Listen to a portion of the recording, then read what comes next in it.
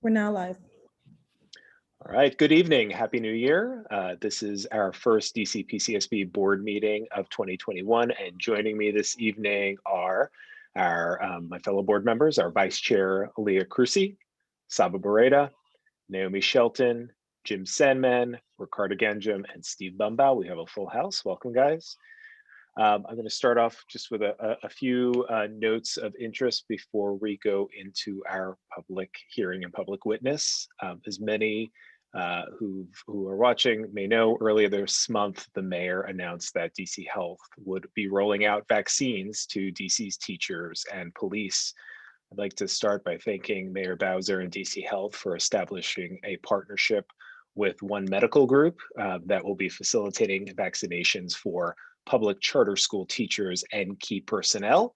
And to date, more than 3,000 public charter school teachers and personnel are being made eligible to receive the vaccination. We obviously all know that vaccinations are essential to reopening schools, and for many of the nearly 10,000 public charter school personnel to feel and be safe serving students in person in school buildings. Since the beginning of this school year, many public charter schools have been offering limited in-person programming to students most at risk, students with special needs and disabilities, as well as the children of frontline workers. And we hope that schools will continue to expand this good work, but to do this, we know we'll need to expand the number of vaccines that are made available. And this includes making the vaccine available to adult charter school teachers and personnel, the individuals who are not currently eligible. I know Dr. Walker Davis and the team at PCSB will continue to work with DME Kind, with OSSI, with DC Health, and the DC Charter School Alliance to ensure that every public charter school educator has access to the vaccine. So now I'll turn to tonight's meeting. As many of you who've joined us for other meetings know, there'll be optional video for board members and presenters. However, we ask that all presenters use the video option when they are presenting. As we move through each agenda item, Brianni, our moderator for the evening, will unmute DC PCSB staff or individuals that are speaking on behalf of the school. The hand raising feature this evening has been disabled. Individuals who have previously signed up to testify will be called upon. And as a reminder, all written public comment is available to the public on our website. If you didn't sign up by sending your name and the public comment, sending your name to the public comment mailbox before this meeting, please submit your comments to public.comment@dcpcsb.org, or you can use our public comment line to leave voicemail testimony at 202-328-2660, selecting option 2. And as a final note before we get started, I'd like to take this opportunity to remind the public about our recusal process. If a staff or board member has a conflict of interest involving a particular school or issue, they will recuse themselves, meaning they won't participate in the decision-making process or in the final board vote. When that happens, the affected board member will state their recusal for the record. So now you all know why I asked that question at different times in our voting processes across meetings. So with that all underway, I'm going to get to our public witness list, and I am going to start with Shantavia Watkins. Brianni, if you would open the line and allow Shantavia Watkins to present to us.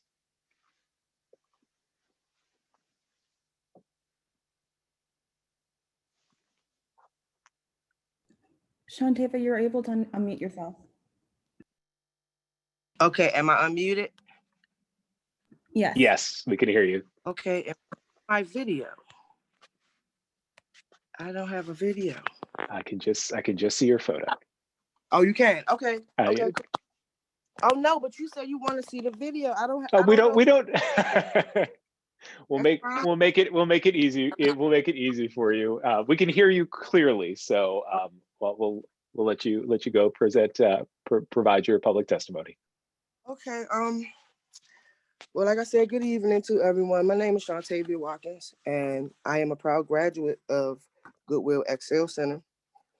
And a little bit about a little bit about how I feel about what's going on right now, the adult education program.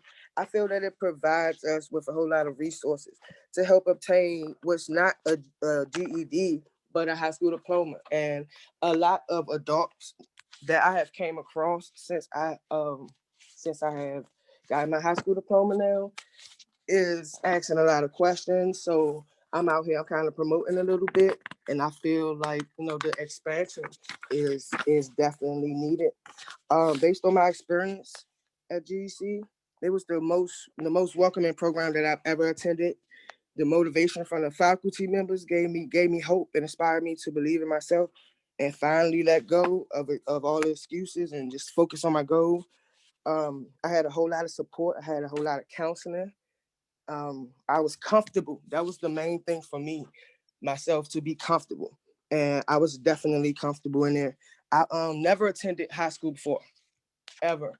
I was raised in the system. So it was a lot of reasons why I was, you know, not able to participate in the schooling itself. So me coming back to school meant a whole lot. It meant a whole lot to me. And I became a tutor, a student ambassador, a student board member, and I was so in tune with myself finally that I saw in myself what people always told me they saw, and it made me feel good to have a title like the I was a captain of the robotics team. So, you know, I feel like that I feel like this expansion definitely should happen. Definitely, because it's a whole lot of adults out here that still want to come back and still want to get their high school diploma.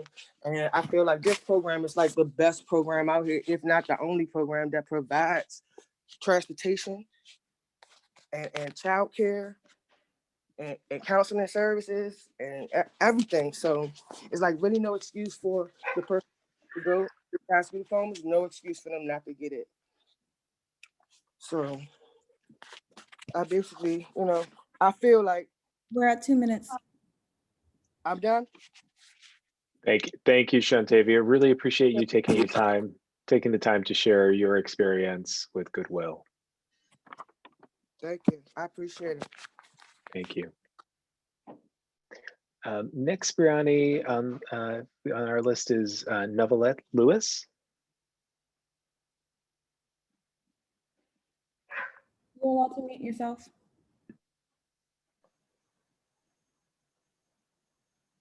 Hi, can you hear me now? Yes, we can. Thank you. Okay, yes. Good evening, everyone.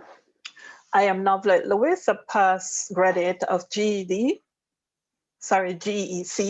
I graduated July 19, 2019. GED has helped me tremendously, not just to complete an high school education, but to encourage me with a long-term goal and a career path. Presently, I'm attending Montgomery College to major in psychology. The GED should expand to serve other communities in other communities where it is needed and close to residents' home. The GED school will impact a much greater role with the enhancement of community development. And GED, to come to the Goodwill Excelsior Center, I've been to another school before, but I didn't get what I was looking for until I went to the Excel Center. So I know that with that school serving other community, it will help a whole lot. And just the atmosphere at that school, it's like a family school. You don't feel like an outsider when you're there. Thank you. Thank you, Novelette. Appreciate you testifying this Yes. evening. Yes, you're welcome. Thank you. Briani, next is Adriana Johnson. You're allowed to mute yourself. Yes, can you hear me? Yes, we can. Okay, yes. Hello, good afternoon.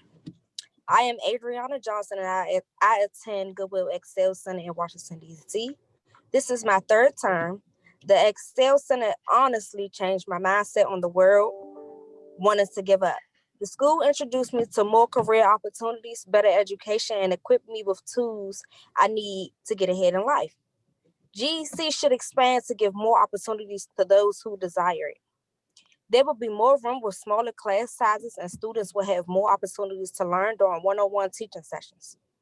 A great program such as GEC did a lot for me, so I know it can do a lot for others.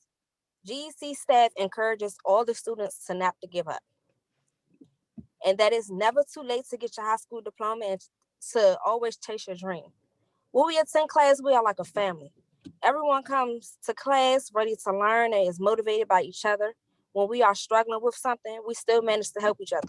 We learn something new every day at Goodwill. The teachers and coaches are amazing.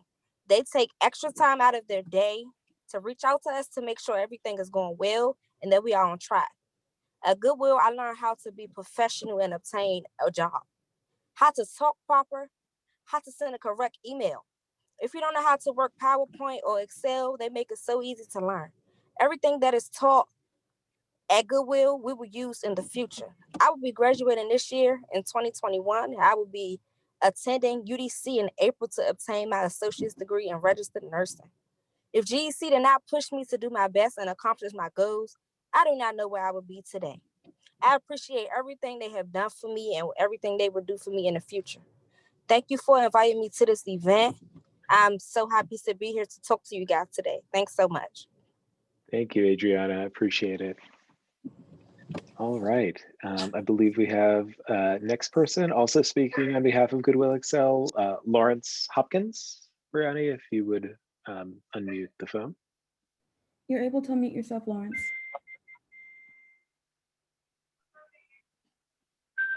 Sorry, I'm having a little difficulty here.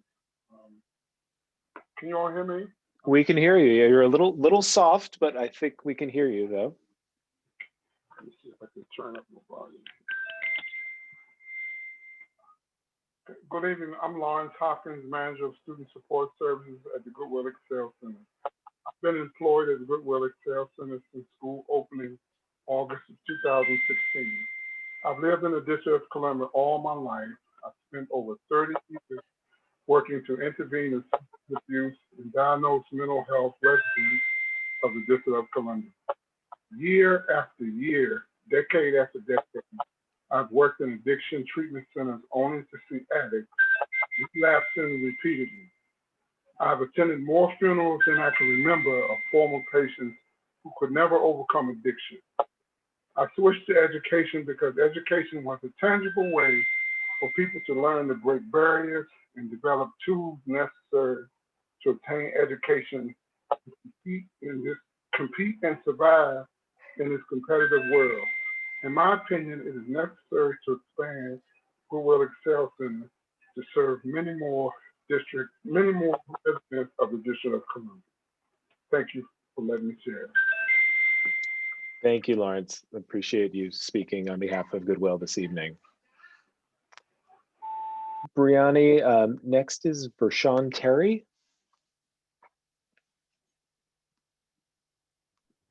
You're able to unmute yourself.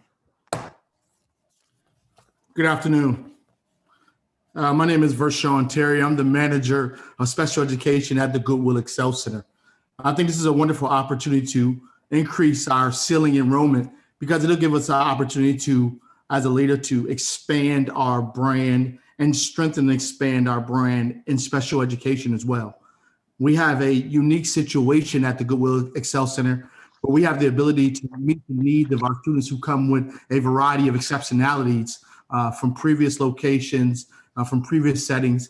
And not just that, students who have exceptionalities, when they enroll in our school, we give them an opportunity of hope. We include them amongst the general community so they can feel a part of our community, not just socially, but academically as well. And it improves our ability to access more students and be inclusive to all learners. This would be a huge, huge accomplishment for the District of Columbia to increase the ceiling for the Goodwill Excel Center to include all learners across the District of Columbia, regardless of their exceptionality and their background. Thank you, and we look forward for approval. Thank you, Vershawn. Next is Dawn Rhodes. Dawn, if you're, you can unmute. Brianna, if you could enable that. You're able to unmute yourself, Dawn. I'm all set. Good evening. My name is Dawn Rhodes, and I am the office manager at the Goodwill Excel Center. I am a native Washingtonian and one of the founding members of the Goodwill Excel Center. As a staff member of the Goodwill Excel Center for the last 5 years, I've had the pleasure of speaking to thousands of DC residents who are interested in enrolling into the Goodwill Excel Center community. In my position, I am privileged with engaging, serving, and supporting each student during all facets of their enrollment and journey to a high school diploma and certification. The Goodwill Excel Center changes lives. We meet a demand in the DC area that regardless of age, neighborhood, or learning ability, every student is entitled to a free and comprehensive education to change their economic and in many cases, their family status. Here at the Goodwill Excel Center, our students not only receive the benefit of secondary education, but life skills. They build lifelong relationships and share a community that thrives together toward excellence.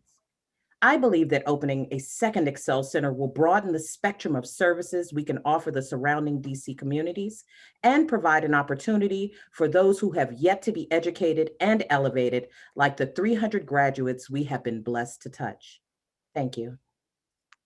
Thank you, Dawn. Next is Anthony Valentine. Anthony, Brianna, you can unmute his line. I don't see Anthony in the attendees list. Oh, okay. I must have an outdated witness list. So then DeAndre Oost, sorry, apologies if I'm mispronouncing that.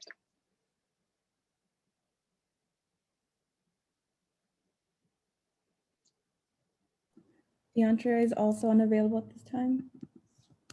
All right. And then last name on the signed up for the moment is Jovan Niles.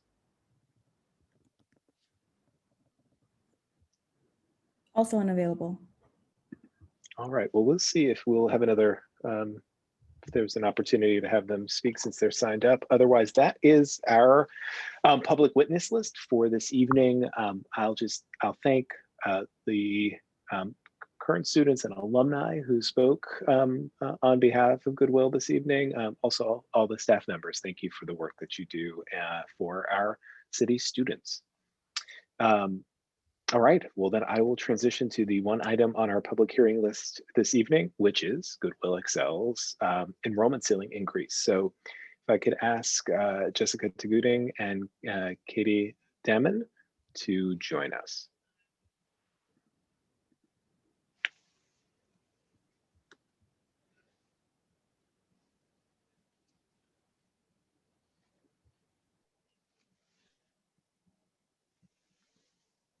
Hi, good evening, Rick. My name is Katie Damon, and I am the Senior Manager for the Fidelity Applications and School Climate Team. This is a public hearing to discuss Goodwill Excel Center Public Charter Schools' request for an enrollment ceiling increase. The LEA serves an alternative population comprising mostly adult learners and seeks to raise its maximum enrollment from 360 students to 550 students by school year 23-24. If approved, the LEA will add a second facility to reduce crowding at its current location and meet demand for its program among prospective students. Representatives from the school are here to answer the board's questions.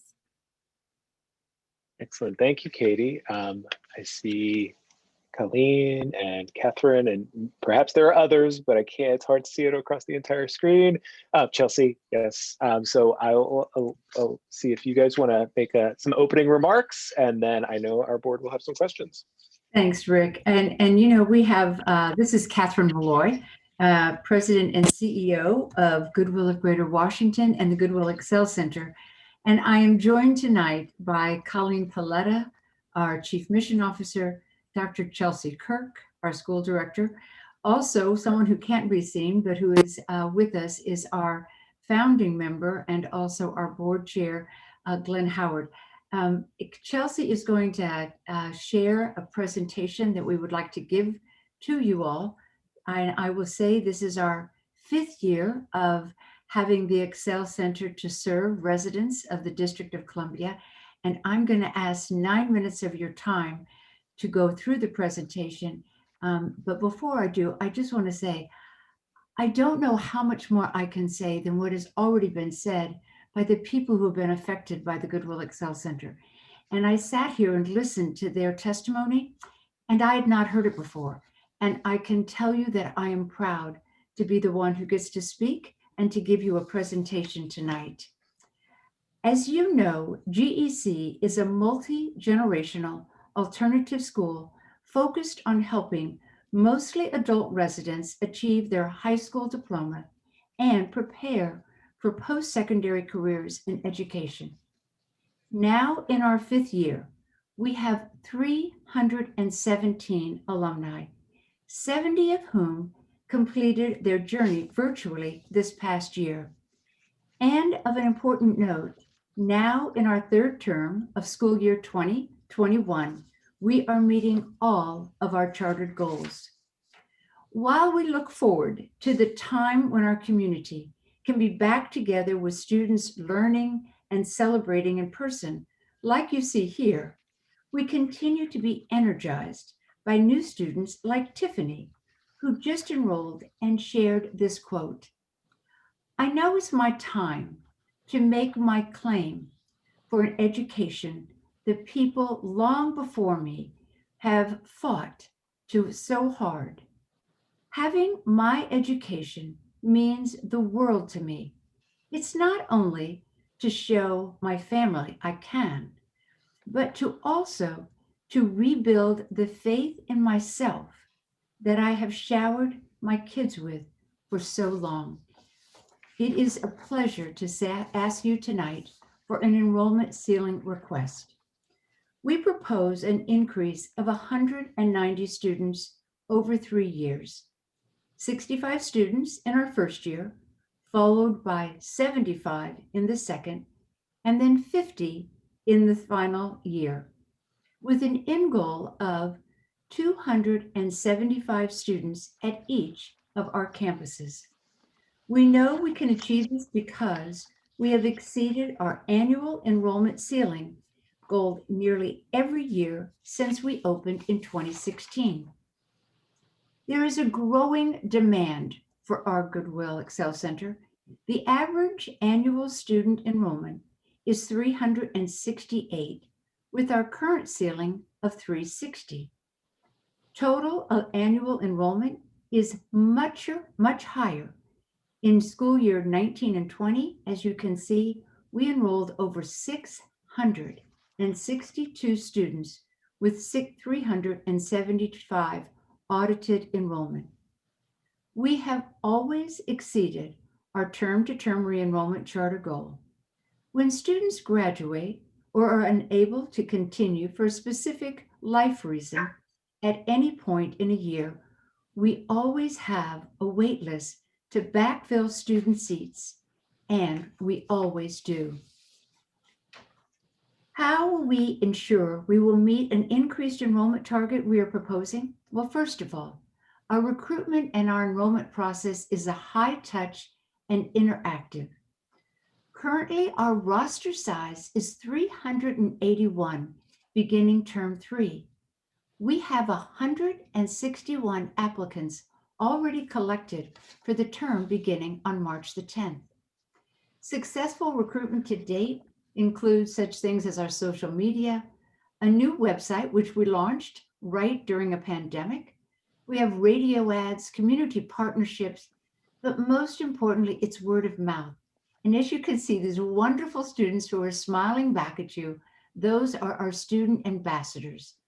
All these efforts will continue and be expanded along with greater highlights on where our alumni are now and how their lives have changed since leaving GEC.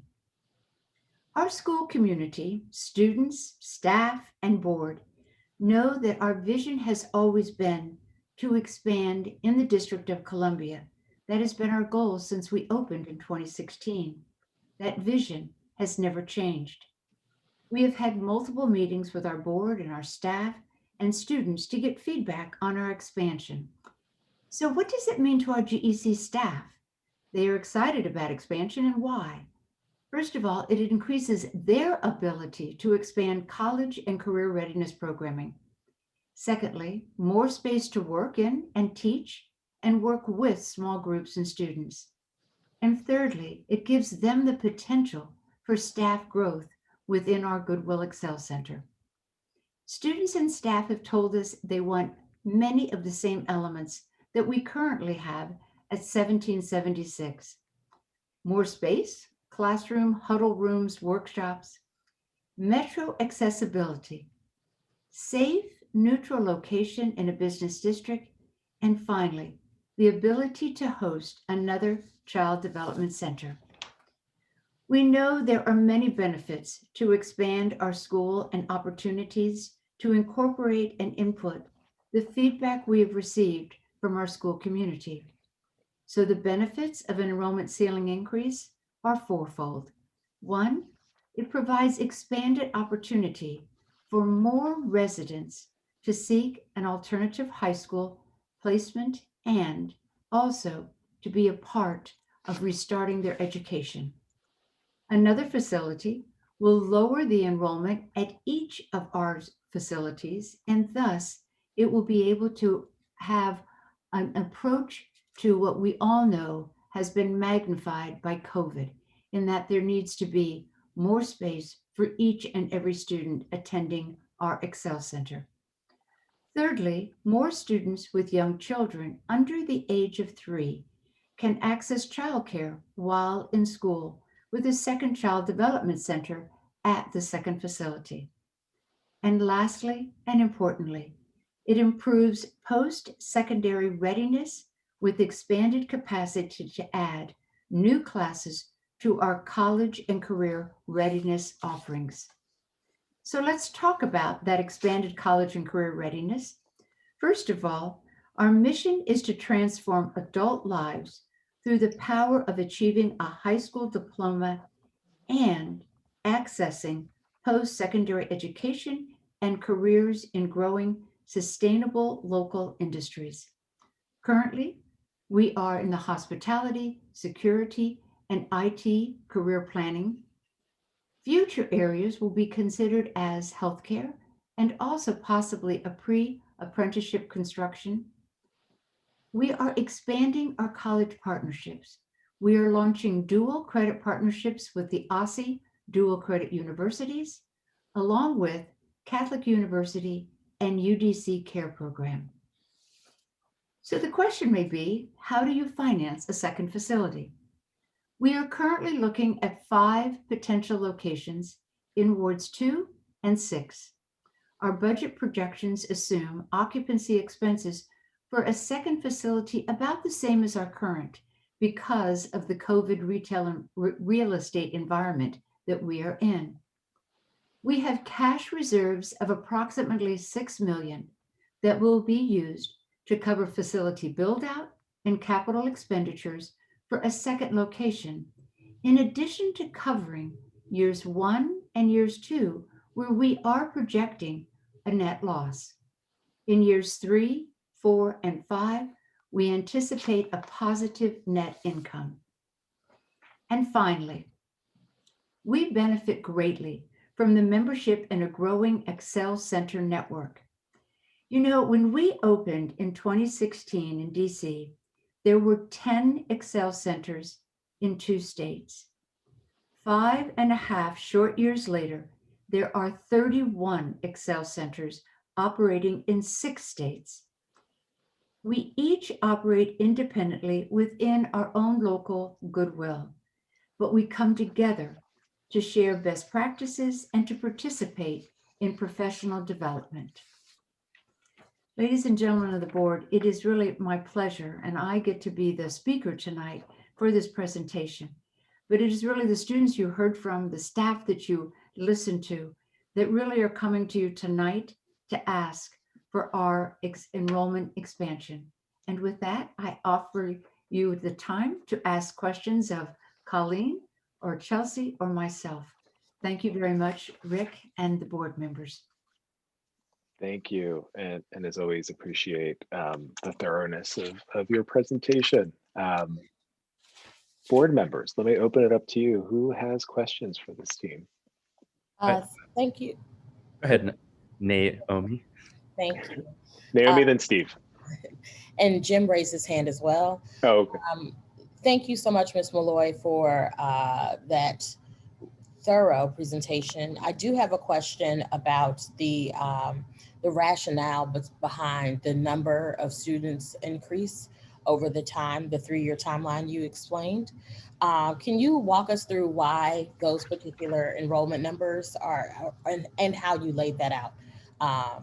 That'd be helpful just to hear.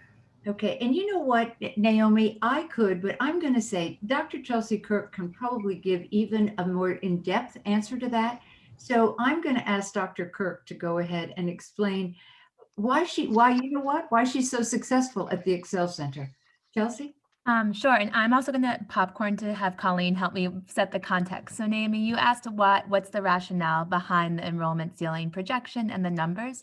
So I want to start by saying, before we get to the why, is currently with 360 students in our current building.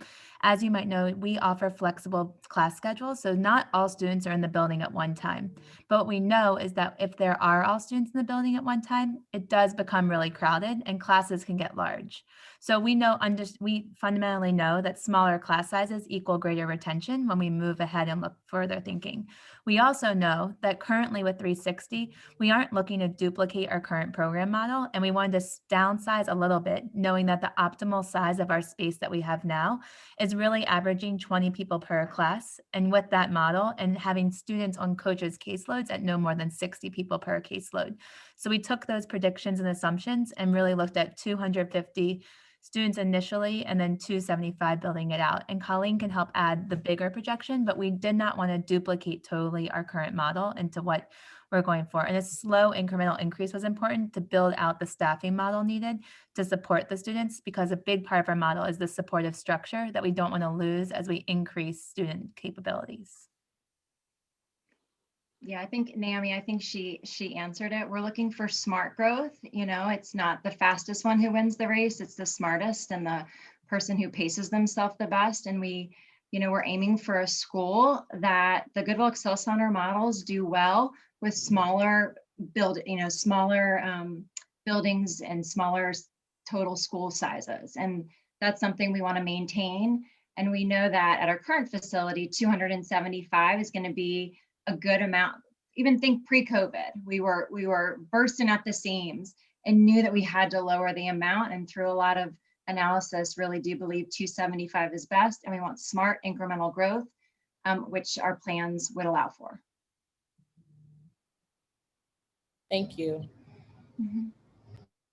Steve? Yeah, hi. First of all, I apologize. I'm having trouble with my video.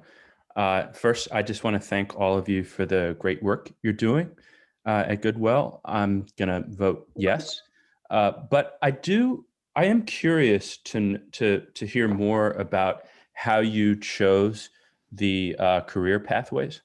Mm-hmm. Yeah, I'd be happy. So when those pathways were initially identified back when we first started in 16-17. So I've been with Goodwill now for about 15 and a half years. And so my role with Goodwill, Chelsea oversees the day-to-day of the Excel Center, and she makes sure everything in that operation gets done on a day-to-day basis. I partner with Chelsea on the Goodwill Excel Center, and I also partner, as my responsibility includes being in charge of our workforce development job training efforts for Goodwill of Greater Washington. And in the 15 years I've been here, what always informs how we select the career pathways that we identify for our training, which change over time, is really labor market information. It's looking for industries that have jobs with entry-level positions with career ladder pathways. And then thirdly, there's a connection with the interest of our students, right? They have an interest in a field. And we're able to partner with, quite frankly, employers and local industries. And we know both from the security and protective services and hospitality fields, they've been booming. Obviously, when this pandemic, no one is stranger to the fact that the hospitality industry has been really crashed. Sure. And so a lot of what our analysis in the last year has been on the healthcare and pre-apprenticeship construction field. What the Goodwill Excel Center benefits from is the work we do on the workforce development division. And in the last year, we've done a lot of research and a lot of work in expanding healthcare and pre-apprenticeship construction. There's some significant relationships with local employers and industries. And over the next 6 to 7 months, assuming a positive vote tonight, we will be marrying the data that we have on the interests of our students, coupled with some of this data on pre-apprenticeship and healthcare, to be able to develop a really second strong pathway that will sit in this next school. But it really is labor market analysis, interest of students, and really getting input from employers and making sure those positions, the jobs are available for the training that exists. That was a very thorough response. Thank you very much. Mm-hmm. And Steve, can I thank you for that yes vote as you began your question? So thank you. That was a very smart way to begin the question. You're quite welcome. Jim, I believe you had a question as well. Yes, thank you for your presentation and for the impressive work you've done over the past 5 years. I too support your request for an enrollment ceiling increase. I do have a couple of questions about your locations. I believe you said you're looking at 3 potential locations. Now, I understand, pardon? I'm sorry, it's actually 5, Jim. 5, okay. I understand your criteria to be metro accessibility, location in a business district, but you also mentioned what you call a neutral location, which I understand to mean something outside of most students' neighborhoods. Can you explain that last rationale, why you find it preferable not to be located in the neighborhoods where your students reside? Sure. You know, Jim, I have to say, we are probably, when I talked about the 31 Excel centers that they are across, across 6 states, we are probably one of the only ones that have chosen to be in the business district. And the reason for that was, at the very beginning, is that we wanted to have the students in a place where they could see the business community being modeled around them. And it truly was to put them in an environment that they could see themselves grow in their careers, in their education, and also in a college pathway as well. What we are so pleased about, and I have to say this, what amazes us is that the one thing that when we go and do surveys of our students, we ask, where do you wish to have the school? And without a question, without a student going off the mark at all, they say, we want to be in this kind of a location. And if you have another one, we want it to be in the same type of location. So I think what happens, I think, and you know what, you heard Lawrence Hopkins speak, and I will never forget this. Lawrence Hopkins, where the metro is, it's about 1.5 blocks away from 1776. And he said, I can actually see students walk off the metro, stand a little bit taller, pull their pants up, and truly try to be what that environment is and raise themselves up. And if we can give them an environment that they have that every single solitary day, that they see that they are no different than the people that they are being surrounded with, then we are giving them an environment where they can see themselves grow in their careers, in their education, in themselves. And I will tell you, I think it's probably the greatest mark of the GEC. Can you tell us more about the particular locations you're considering and what kind of outreach do you plan to do in those communities? Okay, I'm going to first of all say a couple of them. There's down by the Mandarin Hotel. That's a couple that we've looked at. We've also looked at several that are more over towards Ward 2. I think that's where we are now. Yeah, that's where we are now. So there's a couple that are actually 5 or 6 blocks away from there, Jim. Now, your second question, I'm sorry, that was, I was giving you what kind of outreach you Oh, plan to do The in the area? can I tell you, the outreach will be exactly as we did the first time, which we went ahead. First of all, you talk to council members. Secondly, you go to community events. Thirdly, you go to the business community within. And so we will have a very extensive outreach to the area that will surround that the next Excel Center. And also, Jim, just to go one step further, I will tell you, we have hired a project manager who is already on site. And as soon as we have the rest of the votes that are positive, besides you and Steve, as soon as that is said yes, then we will go ahead and decide which of the 5 is the best. And that will include all of those criterion of which we actually had presented to you tonight. Thank you. You're welcome. Rick, I have another question for the team.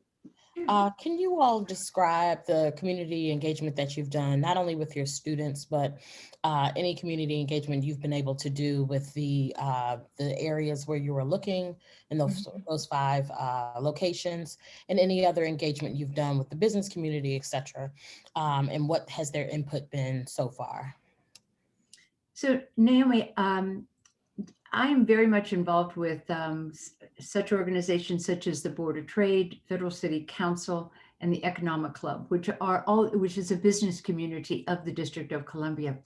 And every time somebody sees me, they go, if you say one more time about the Excel Center and pitches on it. But I will tell you, the outreach is continuous. It is continuously letting people know what we are doing. Goodwill has become known for the Goodwill Excel Center and the students that we have been able to graduate because those students, by word of mouth, go into the community themselves and are great ambassadors. You saw our ambassador group. So the outreach is not only by myself. Chelsea, I will tell you right now, is in Leadership Washington class. Was accepted into the Leadership Washington class, which is an incredible testament to her. That is an outreach. She's learning more about the community. She's involved in the community. And I will say this, Colleen Paletta is known for her involvement in workforce development. Every day, we are reaching out to the community in order to engage them to go ahead and embrace the Goodwill Excel Center. And so it's not just around those 5 areas that we will have a potential school. It truly is within the entire District of Columbia. And that includes our council members as well, which is critically important in this arena that we are in. I hope that answered your question.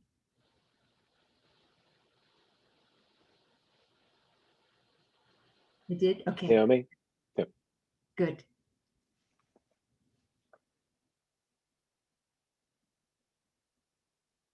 I will jump. Colleen, I literally combined your first and your last name. I apologize. Colleen or Chelsea, did you have anything you wanted to add to that in terms of anything you've heard from students or other members of your stakeholder and school community? I would just add, we are always welcoming guest speakers, community members. We are great partners with the YMCA Child Development Center. You don't have a letter from them. You'll be receiving one from them shortly.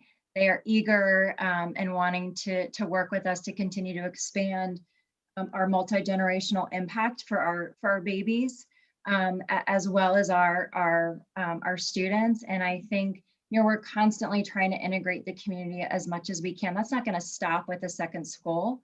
Depending on where our site is, we will go reach out to our local ANC with the facility that we pick. We will figure out how and in what ways we can involve them.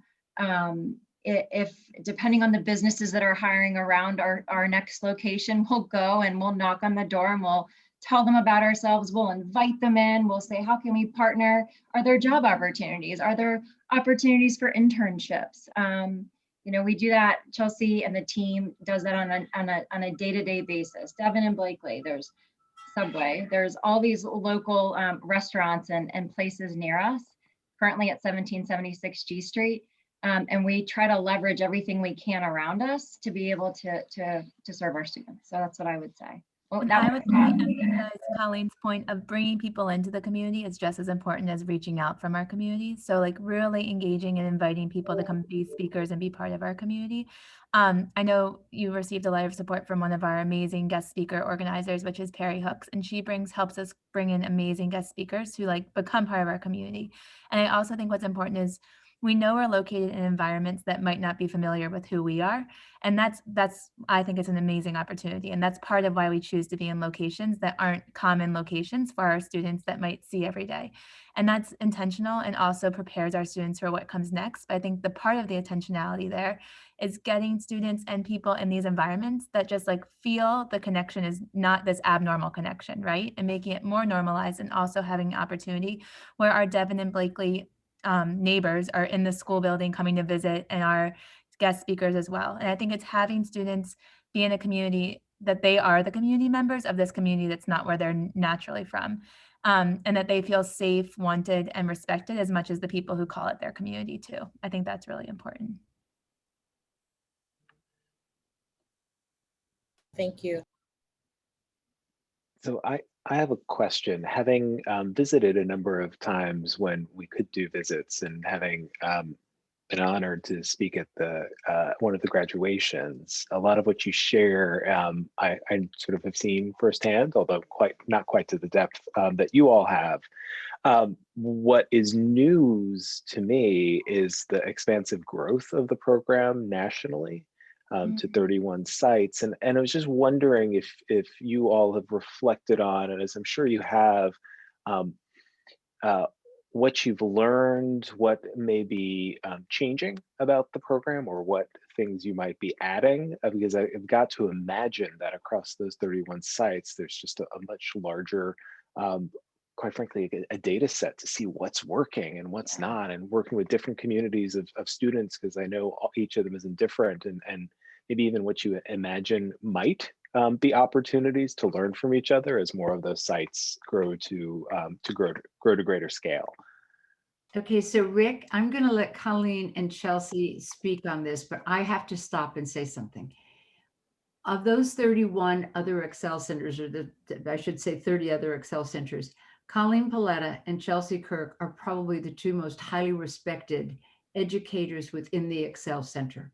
They are truly called upon for their knowledge, for what they've done, for how they've gone ahead and worked during the pandemic, have given guest speaking, and they would never say that, but I will tell you, and I am not down at the school, on a daily basis, but you are looking at two of the women who have truly gone ahead and been able to lean into the Excel Center model and bring out the best of it and also enhance it. So I had to stop because they deserve this credit. Now I'll let them talk about why they deserve the credit. So Colleen and Chelsea, what are you learning? So I'll answer really quick. What I love about the Goodwill Excel Center network and all the people and all the staff and all the leaders, I think we've learned a lot on how we all approach college and career readiness. We all have different labor markets. We all have different, communities or demographics that we're having to respond to. But what we find is there's a similarity in the students that we're serving. And I really do think that seeing the different ways people are implementing college and career readiness classes, looking and seeing the different sort of community engagement and community building activities people are doing. There's talks of being able to synchronously communicate a college and career readiness nationally recognized credential training program from Indianapolis all the way here to DC, should we wish to do it, because there are credentials and there are market valuable programs that are nationwide that transcend state boundaries, and exploring that and figuring out what potential there is. And there's a lot of, what we haven't done, but what our eyes will go towards soon is a lot of ROI studies, working with local universities to look at longitudinal studies and looking at data with local labor market systems to really understand the family and economic impact that are happening in the lives of our students. And I think there's some more opportunity to tap into that, to tell an even bigger and deeper story beyond all the data that we share with you. And so that's what we're learning. We're learning that the impact is great and it's great everywhere. And there's, and Chelsea, what would you like to add? I would just only add that a Goodwill Excel Center doesn't change wherever you are, right? The students might change, the demographics might change, but the feeling of a Goodwill Excel Center when you walk into one, I've been to a few in Indiana. Hope we were supposed to go to Nashville, but it got canceled in COVID. When you walk into an Excel Center, you feel that energy and you feel that environment. And we actually have 2 staff members now who are from Indiana who now are in our DC Excel Center. And I don't want to quote them, but the transfer to DC for family reasons, which brought them here, it has not been a huge transition to adapt to a GEC Excel Center because the family feeling, the vibe, the energy is still there. What I think I've learned most is that the model is the magic of the program, right? Like how we support students, how we create wraparound services that don't take for granted the academic outcomes is how we do our work.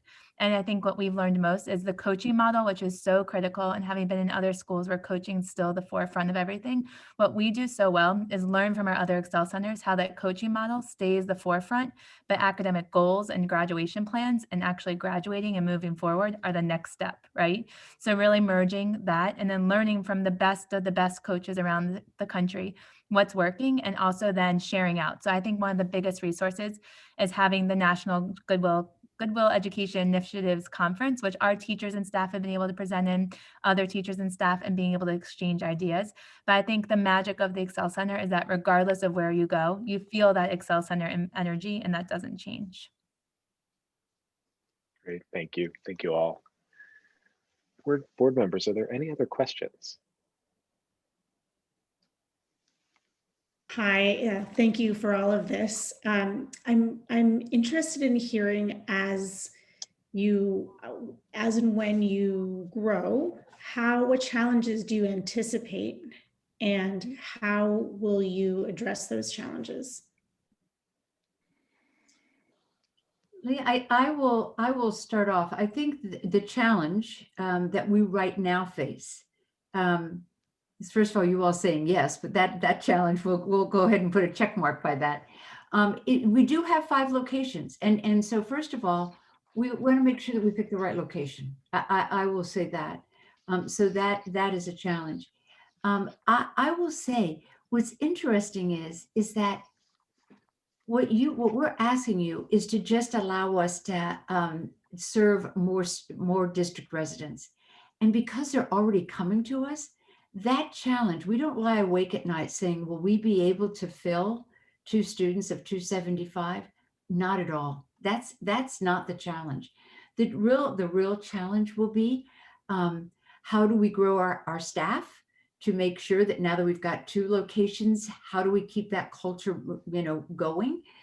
Which, as Chelsea said, is just a part of that whole Goodwill Excel Center. And it's really going to be just at the nuances of duplicating what we have at another location. That's the challenge. But I will say it's been done so well by Colleen and Chelsea at the first location that I have no fear of that challenge. I don't. And I know that we will be able to overcome anything that crosses our path, as we already have. Challenges, just making sure that we pick the best next location.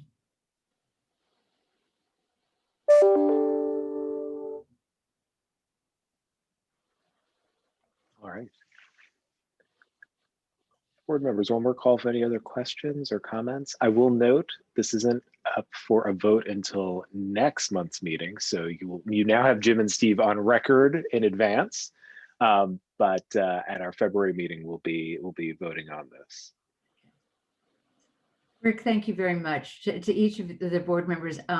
In a Zoom, you can see your faces, and it's great to see you being engaged and quite frankly, you acknowledging what is actually occurring with the residents in the District of Columbia by our Goodwill Excel Center team. So thank you, Steve and Jim, again for your positive yes, but also thank you all for just allowing us a time today to spend with you and let you know what we're doing at the Goodwill Excel Center. So thank you, Rick. Right. Thank you. Thank you all. All right, board, we are now going to conclude our public hearing and turn into our public meeting. So I'm going to start with us, as usual, approving the agenda. Could I get a motion?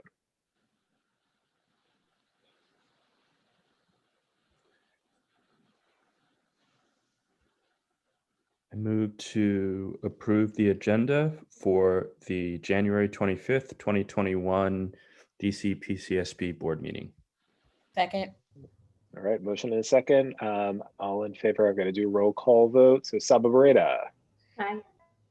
Ricardo Ganjam. Aye. Leah Crucy. Aye. Jim Sandman. Aye. Naomi Shelton. Aye. Steve Bumbow. Aye. And this is Rick Cruz with an aye. All right, we unanimously approve the agenda. Let the rest of the meeting go so smoothly. So I'm going to ask, I believe, Melody, you are up for our series of charter renewals and reviews. Hi, I am Melody Sampson, the Senior Manager of the School Quality and Accountability Team.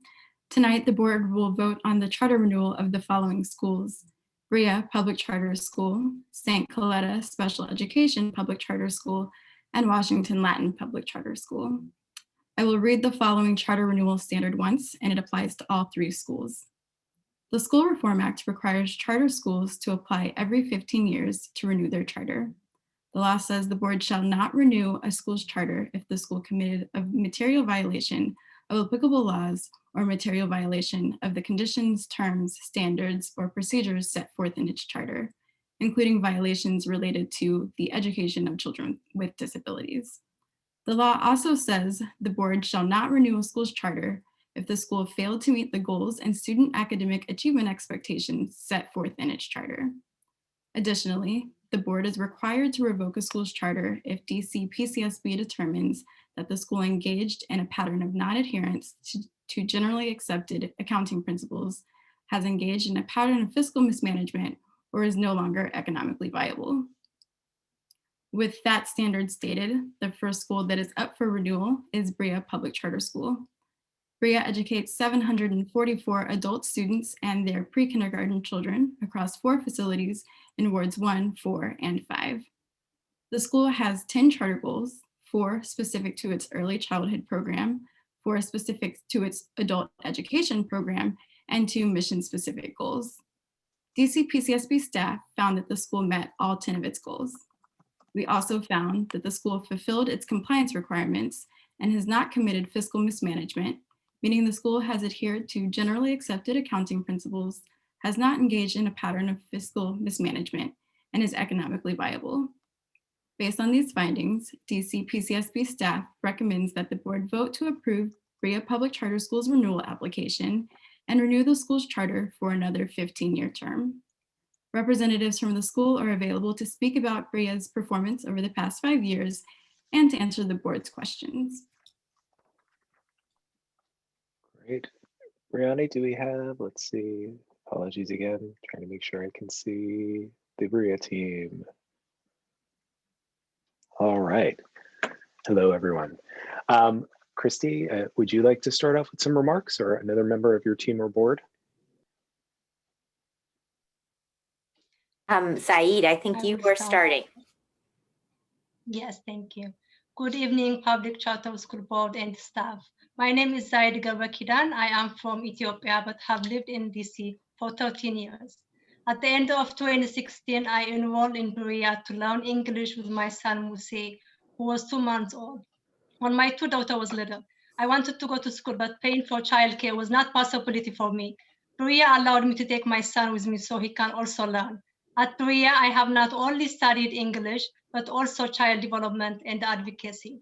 This year, I am working on my child development associate credential. Learning at Brea has motivated me to help my fellow students.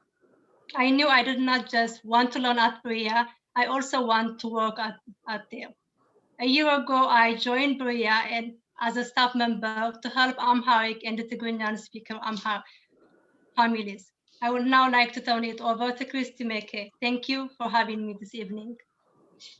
Thank you, Zaid. Thank you, Saeed. Good evening. I am a founder and the executive director of Berea Public Charter School. 15 years ago, our family literacy school needed more resources for a growing academic program. I'm deeply proud of DC's investment in educating young children and adults. Because of this investment, we were able to become a unique charter school serving young children and their parents. In the intervening years, we have grown and expanded to serve more families. Our changes have been in direct response to the expressed needs of parents and children, including expanding to full-day pre-K, adding workforce classes, creating a high school diploma program, developing student leadership programs, and building pathways to college. At Berea, students are not just the recipients of educational programming, they are the architects of it. Our work as educators is to create the space where they can share their dreams and then work together to turn them into reality. In 1989, our school served just 40 students in the basement of a DC public school building. Today, more than 900 students attend classes across 4 school sites each year. You have Berea's charter renewal application and the Public Charter School Board's report, both highlighting some of our academic achievements over the past 15 years. But behind this data are the incredible students and staff who make up our school. Over the past 10 months, I have seen our community strained and tested in ways that I never could have imagined. The pandemic has disproportionate health and economic impact on our community.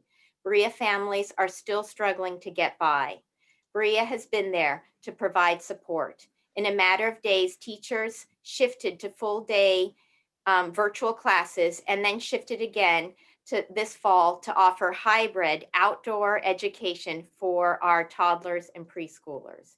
We are emerging stronger and more connected than before. Representatives are here to answer your questions. As you already heard, Zaid and I are here. Also Giovanna, our Director of Finance, Karen, our Director of Accountability, Elizabeth, the Director of Adult Education, and Ashley, Research and Policy. But right before we turn it over to questions, really the best way to get to know Berea is through our Berea families. So we have a student video that I will be sharing. It's 2 minutes long and you'll be meeting Sandra and Luca. All of our student videos are in students' native languages. And so Sandra started as an ESL student and Luca in our infant program. And let's see here.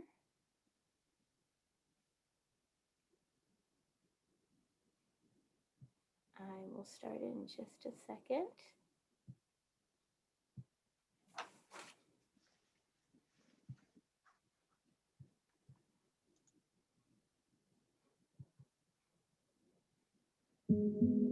Padres e hijos estamos conectados de sentimientos, de sangre y de corazón.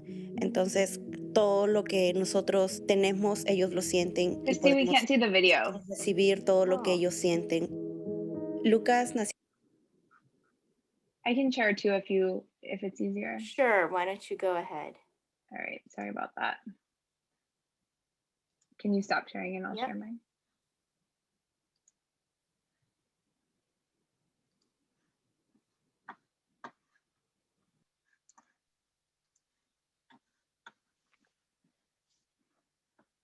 You can see. So. Great.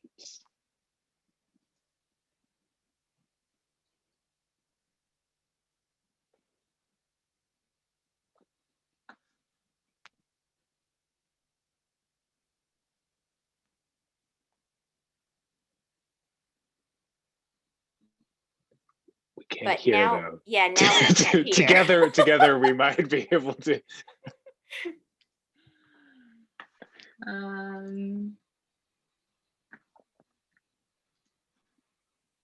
Let's try this one more time.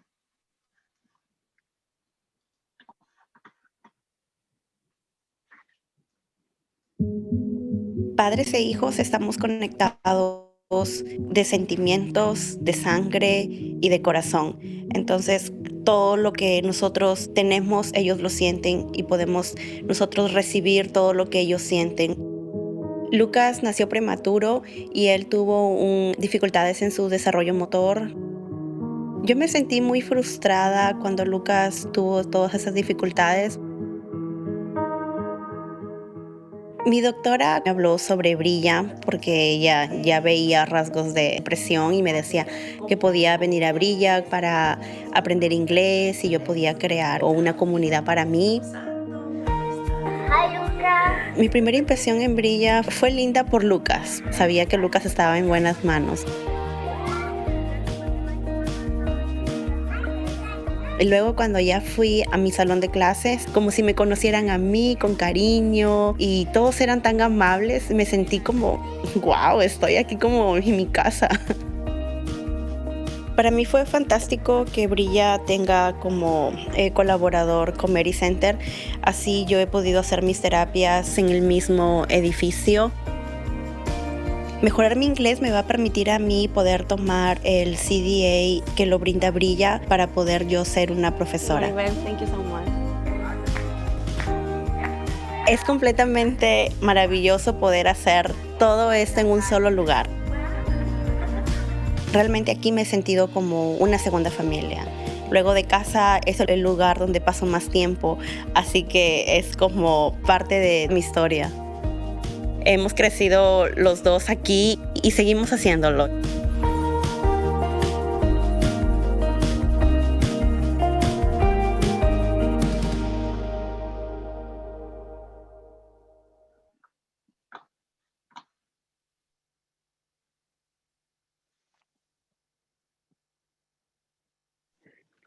Thank you all for sharing that. I'll open it up to our board members with any questions or comments that they might have at this time. Thank you so much for sharing that video and your stories, Aid. It's just really inspiring to see all the success that you've had. I am curious, just given what appears to be a great relational model, how you've been affected by COVID and what plans you have to get back in the classrooms if you can.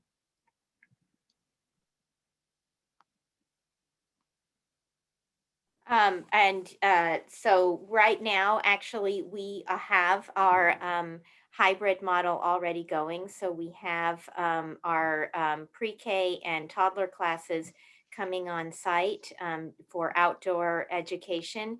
And then for adult education, we plan to continue to have our virtual classes, and really because almost all of our adult students are parents. Until their children are back in classes, we can't ask them to return.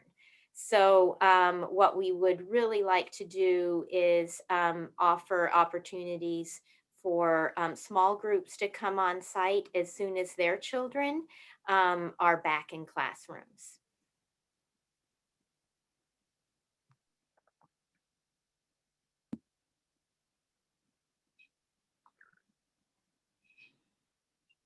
Jim, I think you wanted to go next.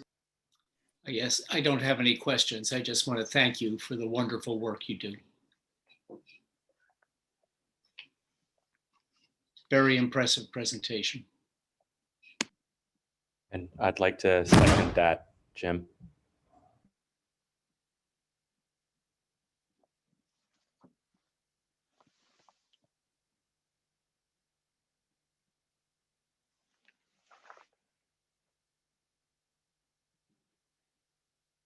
Any other questions, members?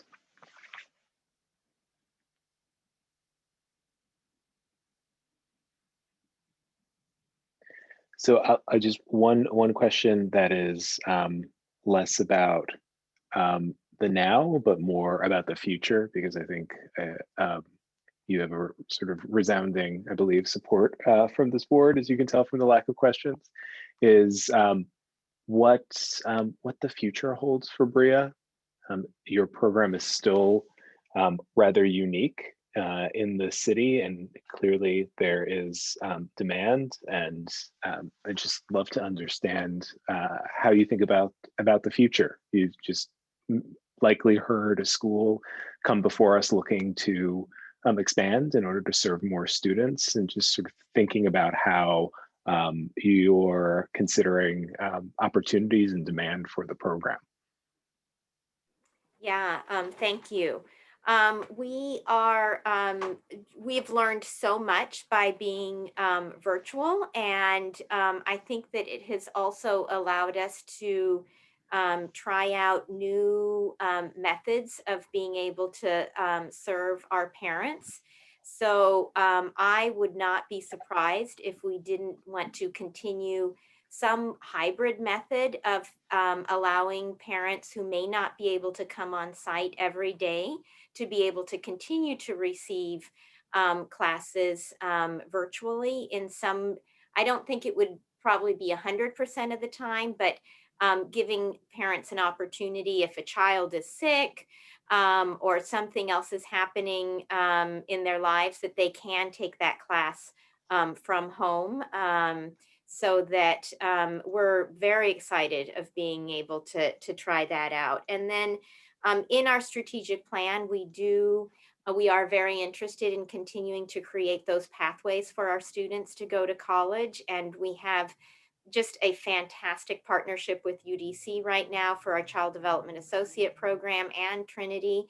And so we look forward to increasing those pathways for our students. And then also adding on some additional workforce programs, especially in healthcare, because our medical assistant program has been so so good at being able to meet the needs of our community. Thank you, Christy. Mm-hmm. All right. Well, if there are no other questions, I will take a motion from the board.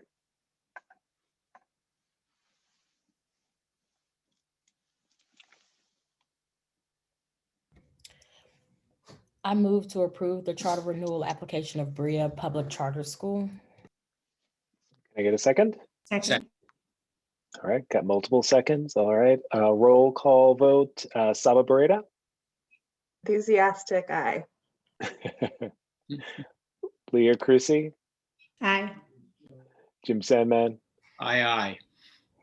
Ricardo Genjum. Aye, and thank you for your impact. Naomi Shelton. Aye. Steve Bumbow. Aye. And it's an aye for me as well. Congratulations, Bria. Thank you for the work that you do that really is both unique and incredibly impactful. And I think we're all excited to see how the program continues to evolve and grow in different ways. So appreciate all your efforts. Thank you to all of you and all of the work that you do for charter schools every day. Thank you. Thanks. Thank you. All right. Well, I will move quickly on to the next school up for renewal. And Melody, I believe that is St. Coletta. Yes, St. Coletta Public Charter School educates 243 students ages 3 to 22 in Ward 7. As its name suggests, St. Coletta Special Education Public Charter School students have documented disabilities that require some form of specialized instruction and related services.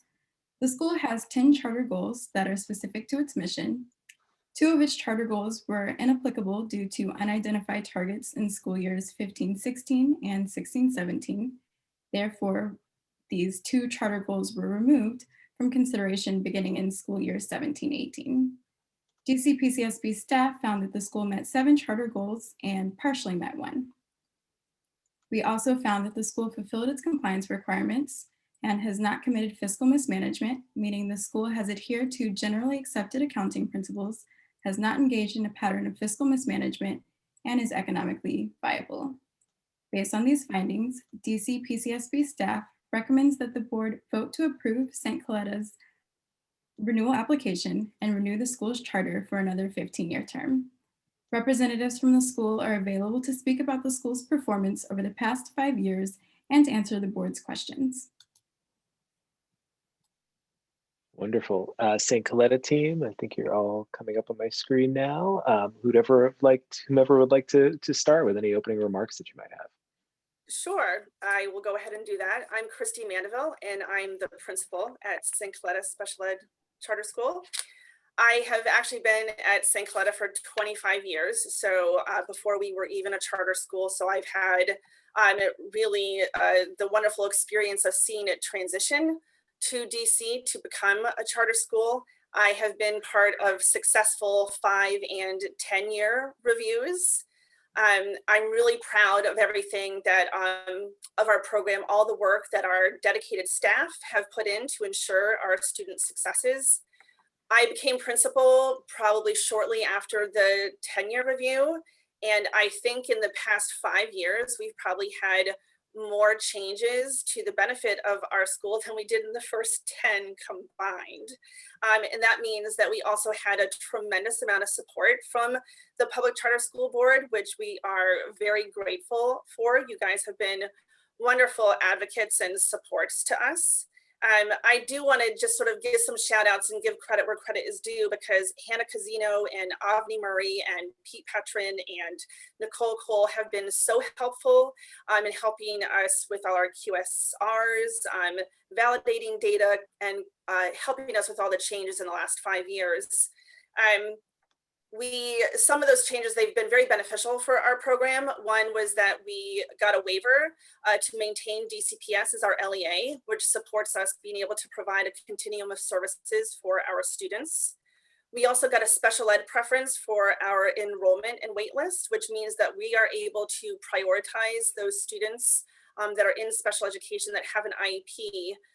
Those are the ones that really need our services the most. We support students with the most complex needs in the city, really, with multiple disabilities, medical fragilities, significant intellectual disabilities that have high levels of accommodations and a wide range of therapy services, which we provide.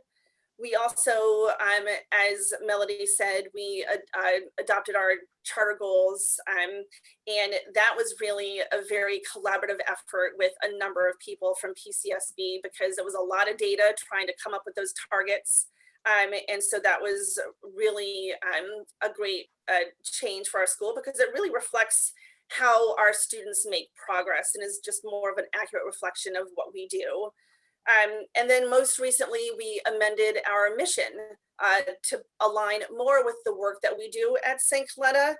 Previously, it was to support students and adults with disabilities and their families. And now it is to empower children and adults with intellectual disabilities to discover their full potential. And to me, that encompasses a lot more than to just support them. It also implies that these supports go beyond at St. Coletta, because what we do here really does provide them with the skills that they need beyond life at St. Coletta. And one thing that I really want to highlight that's not necessarily fully captured in the review is how much we work with community inclusion. Our students are very visible in the community. We get lots of calls from community members saying, oh, I saw your program out at the grocery store today. They were doing such a great job. I saw them on the metro. They're so, they're learning really well. We were featured on WJLA on, it was a segment on how our students go out into the community for grocery shopping and how those skills really help them to prepare for life of independence. They also use public transportation on a regular basis, which helps them become more familiar with their wider community surroundings. They are very seen as active participants in their community. We also have career training sites within the community, not just practicing vocational skills within the building, which we also do, but we have a lot of partnerships with Atlas Performing Center, So Others May Eat, DC Central Kitchen. Some of our students had an intern at the Holocaust Museum and they were featured in their newsletter. And we also have a partnership with DC United, which our students really love. And not only do they get training from their community, but they give back and they participate in activities that support their communities. So they have become active members of the Anacostia Watershed program, and they do the Rice Rangers program where they come here to our school and plant seeds, and then our students go to the waterfront and they plant the seeds, and that's something that they really gain a lot of pleasure from. And we also participate in a giving back program where our students really find a need in their community to help give back. And we've worked with DC Central Kitchen and also the Capital Area Food Bank for food drives. So they're very visible in their community, which will serve them well when they graduate, and all of their instructional program really reinforces that as well. I think that, you know, we have to do a lot of modifying of our programs because our students do have significant disabilities, and we're always modifying different programs for them. We'll go to trainings, it doesn't quite fit our students, so we're always modifying and putting accommodations in place to provide for our students. And I think that really served us well when all of a sudden we were faced with the biggest challenge, which was to transition into distance learning, which, if you can imagine, is not the most beneficial format for our students. But our team is so used to working together. Most of us have worked together for almost a decade, and we just really jumped into action and very quickly got things together for a distance learning program. It started off with sending materials home, and then when it became clear we weren't going back anytime soon, we set up distance learning programs, distance learning like the Zoom sessions so that teachers have classes. We've given them training for adapted literacy with a renowned assistive technology specialist, Carolyn Musselwhite, that has given our teachers a lot of supports in providing adapted literacy lessons for our students virtually. And we have a curriculum called the Unique Learning System that aligns with our students' IEP goals, that support staff will call in for students and work with them on more IEP related goals one-on-one. So those are some of the challenges that I think that we have really tackled. And while obviously it's still very challenging for students, some of them have met with great success from what we've heard from families. We also do telehealth, so our therapy services are still provided. And we're already looking towards recovery learning for when we return. We have already started implementing some forms of assessments. There's the Sandy assessment, which is designed for students with disabilities. And we really like that one because it's able to be done virtually and in person. So we've already sort of started along those lines. And I'm fully confident that we will have good student outcomes when they return. And I feel that with targeted one-on-one assistance with IEP goals when they're back in person in hybrid model, that we will definitely move forward there. And I just want to give credit to my team for all of the work that they've put in. Supervising teachers virtually can be very difficult and challenging. And they've really risen to this challenge, and so have our students and their families. And they have also reached out to us to let us know. And we were featured, I think, on WTOP and News 9 or 4, I can't remember. And parents were really talking about how grateful they were for the supports that were put in place because they were really concerned. And then when they saw what we put in place, they were happily surprised with how well it was going. That's not to say it's not been without its challenges, but we've put together technology supports for our families. We have a support help desk for tech challenges, and we got Chromebooks for all of our students and our vocational team. We hand delivered all 250 Chromebooks to students. That did take a good amount of time. But you know, those are the things that we will do for our students. We will make sure that we can reach them. If they can't come to us, we were able to deliver to them. They were very appreciative of that. And when I talk about all these things and how, you know, I've been there for 25 years and seen all of this progress, I do need to point out that our visionary leader, Sharon Brady-Ramo, who really was behind the foundation for which our program has grown. She did retire in the beginning of January, and we are currently in a CEO search. Kiki Mason right now is our CEO until we find a permanent CEO, but we are very confident. Our team of senior leaders in the program team have been there for either almost a decade or some several decades, and are well versed in the philosophy and mission of St. Coletta, and are really looking forward to many years of success to come. Thank you. Sorry, I don't have a video or a presentation. It's not a requirement. Thanks very much. Board members, any responses to that? Any questions for the St. Coletta's team?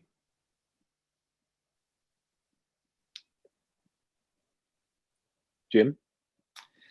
I have a question about your relationship with DCPS as your LEA. How often does it happen that you place a student who came to you through the lottery in DCPS because of the IDEA requirement of least restrictive environment? It happens a little bit more often with our younger students, but it's not as often with our special ed preference. We usually are able to really identify the students that are best suited.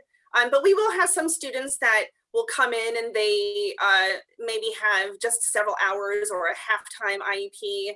And DCPS has always been very collaborative and very responsive and helpful in making sure that we get the support we need to place them elsewhere. They're the ones that place, we don't.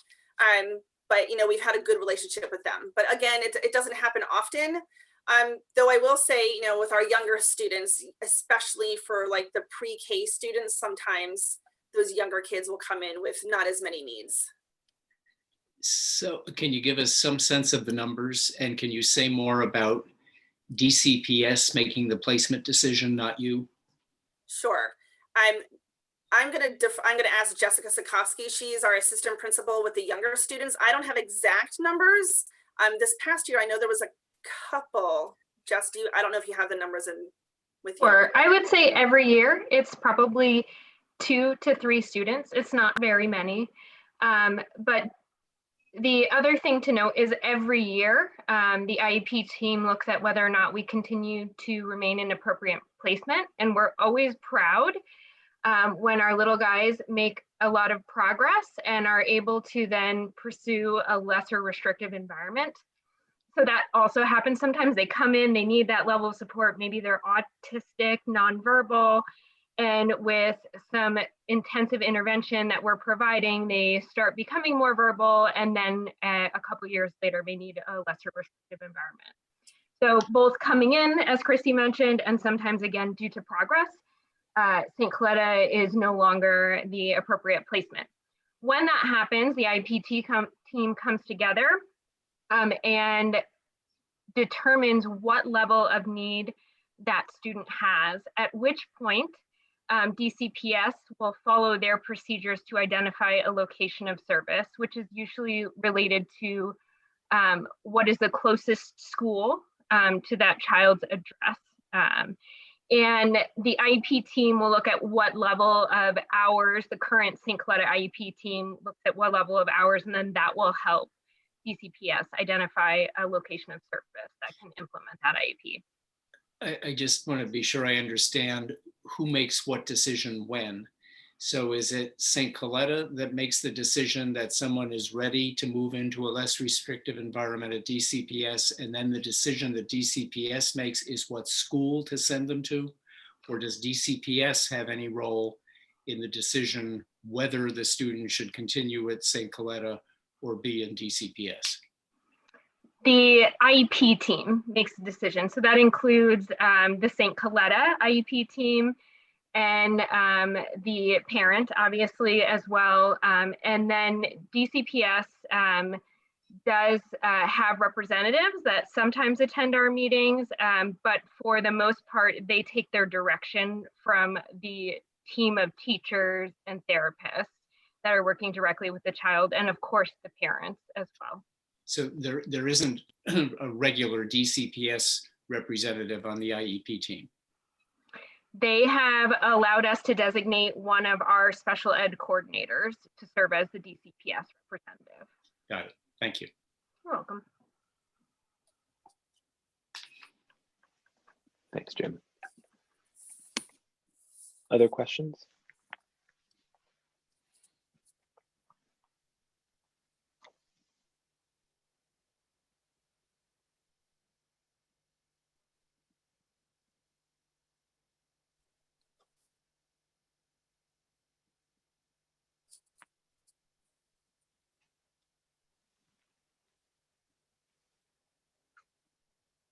I think that's a sign of both a thorough presentation and also great comfort with what all of our board members have come to know and appreciate and value in the role that St. Coletta's plays. I think I know I have visited, I've also had a chance to participate in different commencement ceremonies. And if my fellow board members haven't had a chance yet, you must, especially when we're able to go in person, because it is truly a special place.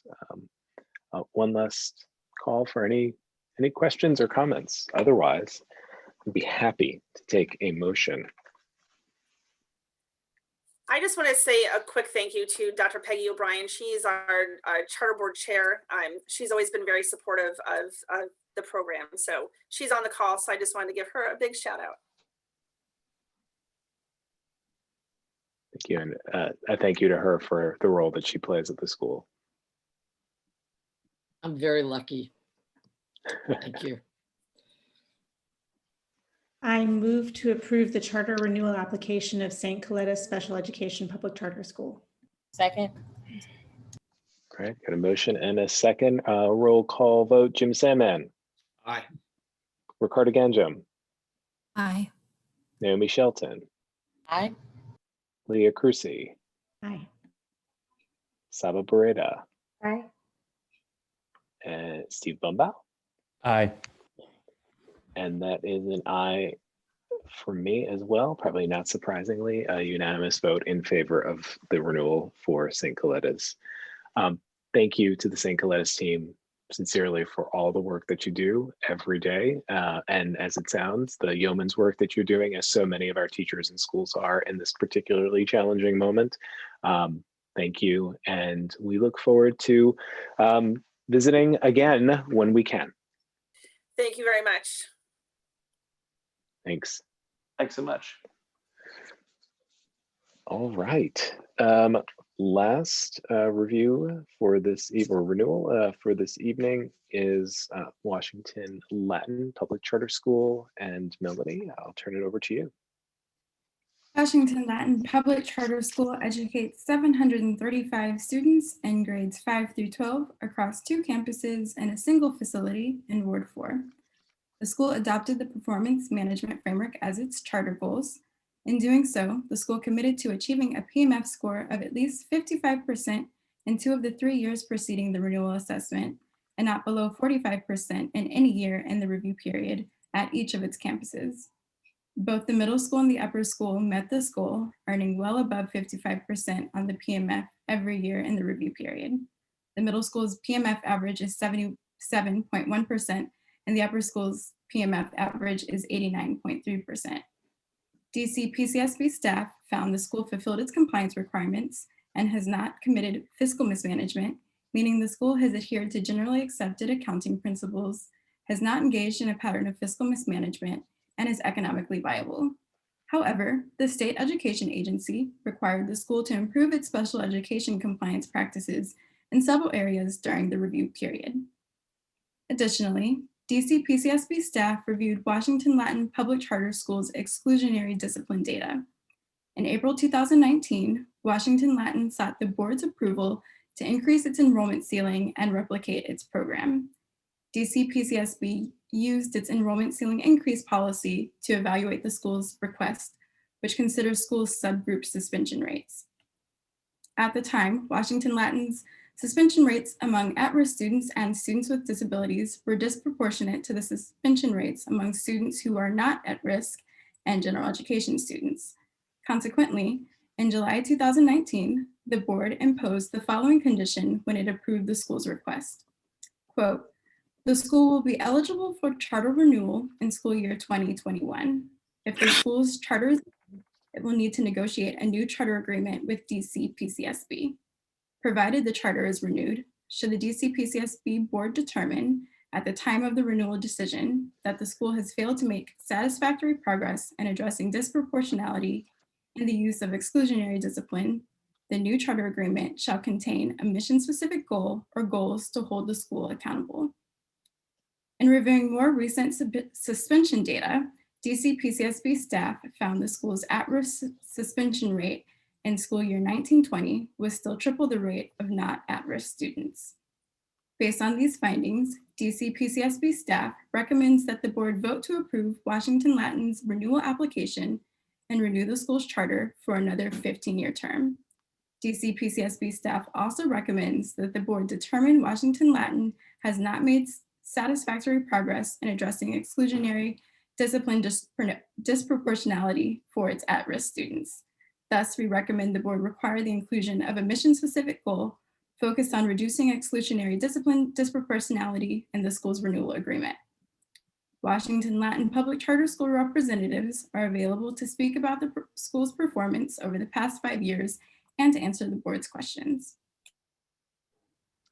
Thanks, Melody. I think I now see the Washington Latin team in my view here. I'll open it up to you all to start off with any opening remarks. Yeah, so thanks a lot, Rick. I'm going to start off. So first of all, I want to acknowledge and congratulate the amazing work that I hear from Excel and Bria and St. Coletta. As we embark on this charter school experience, it's fantastic to see the work of other schools. So thank you to those schools for their hard work.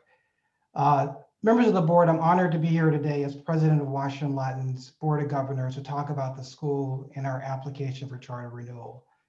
I'm proud that Washington Latin has come to this point in its history, and I'm glad to speak before you to reiterate this. We respectfully ask for your support for this renewal because we believe that the school has demonstrated academic success, has been managed responsibly, and is in full compliance with applicable laws and policies. When I was with you before you in 2019, the question on the table was whether this board would approve Washington Latin's application for an enrollment ceiling increase so that we would launch another campus. As you know, this board gave conditional approval and we absolutely heard you. The conditions focused primarily on statistical measures related to underserved and at-risk students. The charge was to make satisfactory progress by the time of this renewal process. Our efforts and advocacy since 2019 have been thoughtful and concrete. We remain hopeful that the PCSB staff and board will not apply conditions in the future. We believe the measures are incomplete and the numbers don't tell the full story. However, we know there's more work to be done, and we're absolutely committed to working with you. I'll end where I started the last time when I spoke before you. I grew up in Washington, D.C. I'm a product of Truesdale Elementary. No Washington Latin option existed for me coming up. At this charter renewal benchmark, I'm happy that so many of the district's children have since benefited from this choice. Thank you very much. Thank you, Chris.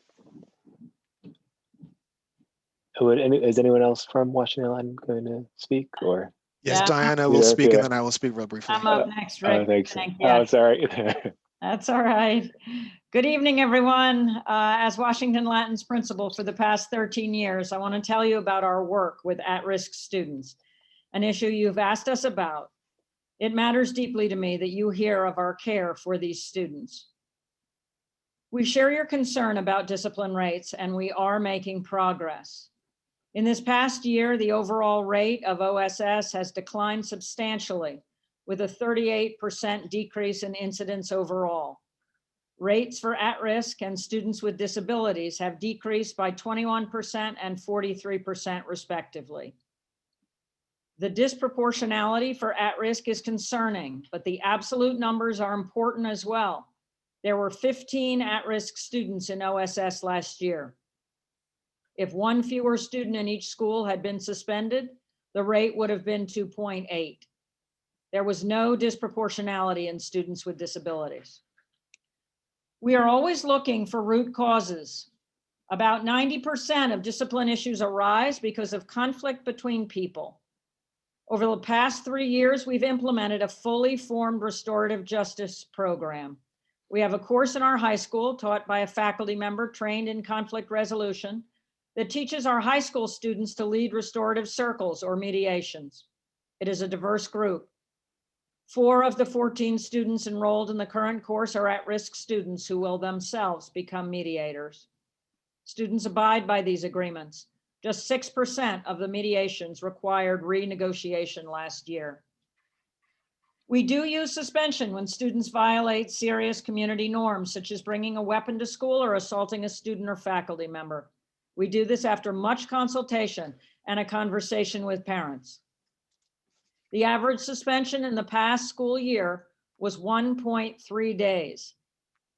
If a student is suspended for more than 3 days, it is our policy that we hire an experienced tutor to work with students for over 4 hours a day at their local library. Students are also given time to make up any work they have missed. Upon re-entry, we assign another person to work one-on-one with a student to ensure a good transition. We care about the academic growth of our at-risk students. I can tell you a principle of mine that I put in place when I first came to Washington Latin. I put our strongest teachers with those students who are behind in their preparation. As you all know, this is not always the case. One example, the head of our Latin department, a 14-year member of our faculty, teaches the introductory sections of Latin 1 to all of our incoming 9th graders, often the students who struggle the most. Of his 26 Latin 1 students, 12 are at risk, and 2 of the 12 have the highest grades in the class. Another test of our commitment to at-risk students has come during the pandemic. In less than 10 days, we had computers for every student in our school and addressed every issue of connectivity. I would challenge you to ask any of our at-risk families whether their children missed more than 1 day of school because of a lack of resources or commitment. Finally, I urge you to consider these students' achievement over time. In the absence of recent PARCC data, we can look at graduation rates. Our low-income students graduate above the sector average for all students. This is the best data point for considering the long-term success of our students. I hope this gives you a slightly fuller picture, and I thank you for your time this evening. Thank you. Good evening. I'm Peter Anderson, head of school. I got into this work and came to Latin because I see education as a social justice issue. I see broad liberal arts curriculum based on a classical model within a highly relational and diverse and integrated community as a conduit not only to graduating academically prepared young people, but also to nurturing citizens eager to engage with people with divergent experiences and perspectives. Our school was founded in part as a response to research that highlighted the value of integration in closing gaps, meeting challenges of poverty, and addressing intractable issues of inequity. The seed idea: provide a classical education to students regardless of background from across the city, one that nurtures thoughtful people who will contribute to the public good and continue a lifelong quest towards a fuller humanity. In a moment when the country is so fragmented, a diverse by design model that emphasizes civil discourse, dialogues across difference, and commitments to truth, beauty, and goodness is perhaps more valuable than ever. We've had almost 600 high school graduates. More than 20% would have been considered at risk in the time that they were at Latin. More than 30 have worked either part-time or full-time at our school as graduates, returning as teachers, coaches, counselors, substitutes, and more. It is, I think, an affirmation of our program to see students who were at risk when they were enrolled at our school now teaching other students. Since the last time we were before this board, and in part because of issues amplified by some of you, we've invested substantially in new recruitment efforts and have been vociferous advocates for an at-risk preference in the lottery. In a Washington Post op-ed, I stated that a preference would enable us to better stand up for our children and to invest in our community. This is necessary because our demographics today have shifted since the early days of our high school. We've hired new personnel, including a full-time at-risk program coordinator and a team of at-risk support case managers, provided training and deepened our DEI work. Our goal: facilitate the thriving of all our students. While we have made good progress, and I would argue satisfactory progress, we still have work to do. We look forward to more fully realizing the promise of our model. Thank you for your consideration. Thank you, Peter. I'm going to open it up to any questions or thoughts from the board. I did want to take a moment though, and Diana, I'm going to embarrass you by wanting to acknowledge your retirement as it were, at the end of this year after 13 years. I know not just from my interactions with the school, but with the community and so many students and families who've had the fortune to be part of that community, how much you mean to them. So I think it's only right that we recognize your service this evening, which might be the last time you're before this board. Maybe you're hopeful that it's the last time you're before this board. But just thank you on behalf of the board and the city. Thank you very much, Rick. I appreciate that. Board members, to the topic at hand, I open it up to any questions or remarks that you'd like to make.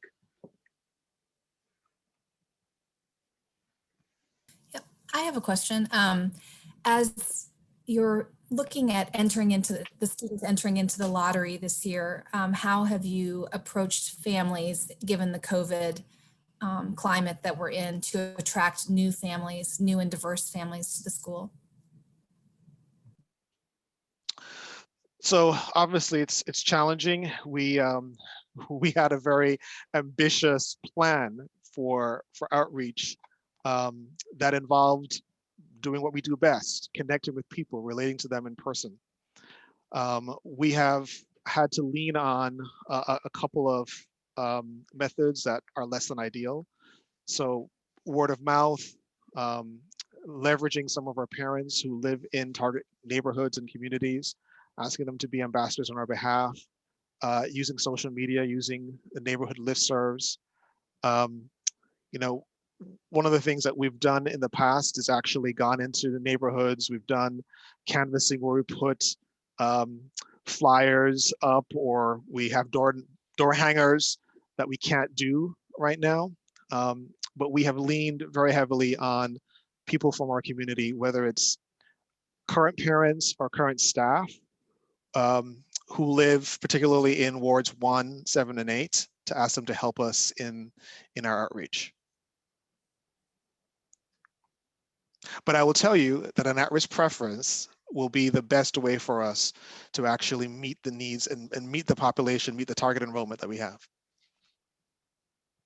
Thank you. Why?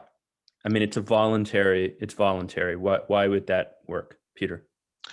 Because if we have an at-risk preference, we're guaranteed when we adopt it that a certain percentage of students who are enrolled will fit the criteria for at-risk. When we've got a general lottery with over 2,000 applicants, it's literally the luck of the draw. And we tend to have greater interest in certain grades. And so there's certainly a PR issue there, and we're working on that. But overall, if we have an at-risk preference, we have a guarantee of a certain percentage of our students, even before accounting for additional at-risk students who might come in through the general lottery. We have a certain percentage that we know will be a part of our community.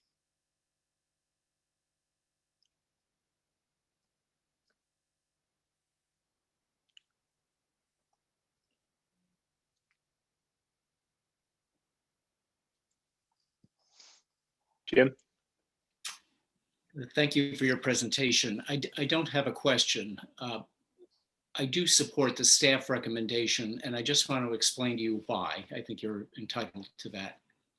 I appreciate the progress that you've made, both quantitatively and qualitatively, with the programs that you've put in place. You're definitely moving in the right direction, and I respect that.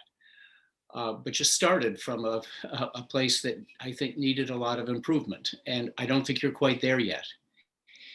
So I think it is appropriate and prudent under the circumstances to have some continuing oversight to make sure that the disproportionate disciplinary rates that we've seen affecting at-risk students continue to move in the right direction.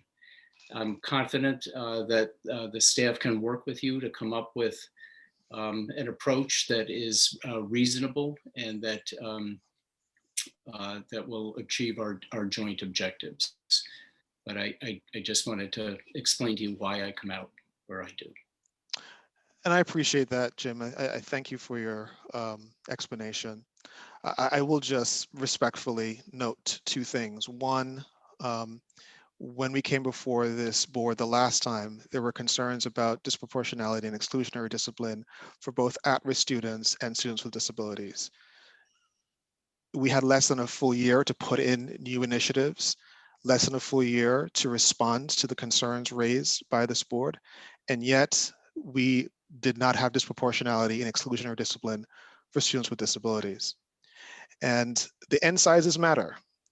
And so as Diana pointed out, if we had one fewer students suspended in the middle school and one fewer students suspended in the high school, we would not be even talking about this because there would not have been disproportionality in at-risk students either. So I respect your the number of at-risk perspective. So small, Mr. Anderson? Excuse me? Isn't that because the number of at-risk students is so small? Absolutely. I mean, so absolutely. Is that absolutely, and that's the reason why we want to actually increase the number that we serve. But it's also reflective of the fact that our overall suspension numbers have gone down. So it's not just that the numbers are small, it's also that suspensions and incidents of that merited exclusionary discipline also dropped. So it's a combination of factors.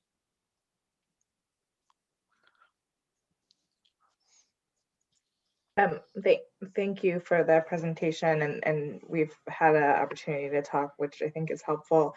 I want to also explain my support of the staff's recommendation, echo much of what my colleague said. I do think you have made tremendous progress. You know, when you came in front of us that this was a point that the board wanted to see you address, and I think you've stepped up.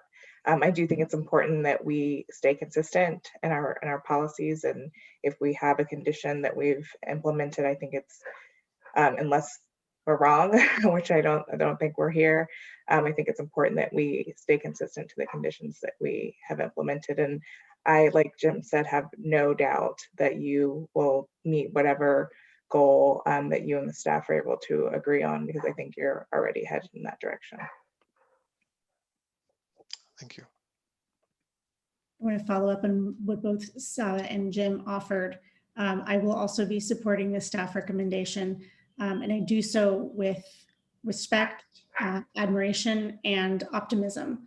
I'm excited for the next 15 years of Washington Latin, and I'm impressed with the progress that you've made since we set that condition in place. We put a lot of work and thought and debate into that decision back in 2019, and I supported it then, and that's what made it possible for me to support that ECI increase. I very much appreciate the conversations we've had thus far, even getting to today. And again, while I understand you hadn't had yet a full year to get through implementing the important and impactful improvements that you were making to the program, the numbers by the time the school year came to an abrupt change last year already had hit a point where we wouldn't have been able to see an improved rate last year. So again, respect, admiration, very much appreciation, and optimism for what's to come. Thank you.